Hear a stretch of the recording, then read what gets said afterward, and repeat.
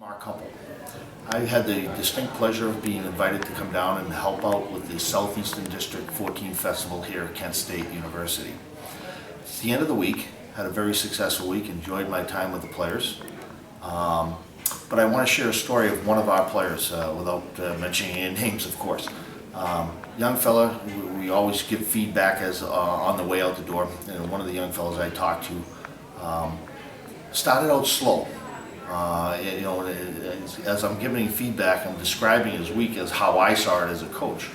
I saw a young man come in and be part of the group. Thought he, was an okay player, and by the end of the week, his effort and what he was able to accomplish was exponentially better than it started on the first day.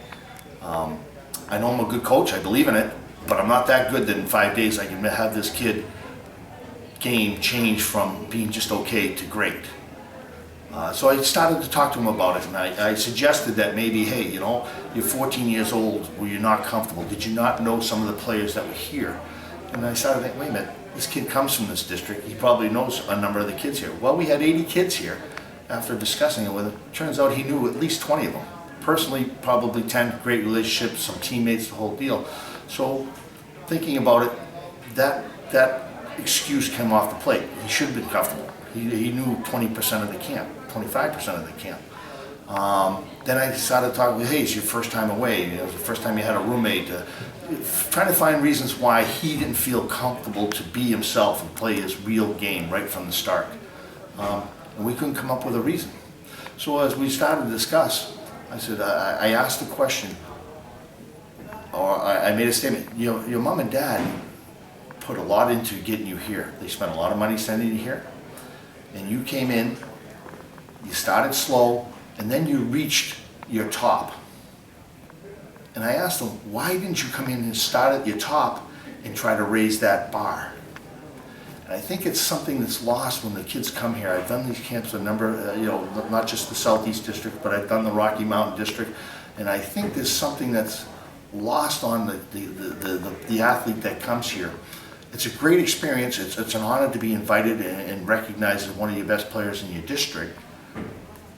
But come and be one of the best players in your district from the day one, and come and have takeaway from all the good coaching and the experience. Make sure that you come here prepared and understand that you've been identified as a top player. You don't have to wait and see if you are one. Start that way, so when you start that way, you have an opportunity to even raise your level that much further. Be prepared when you come. As you move forward in hockey, your tryouts for a specific team as you get older, you might only have 2 hours of tryout time, and they're going to make a selection based on whether. And if you wait until the end of the 2 hours, they're going to want, well, he's all right.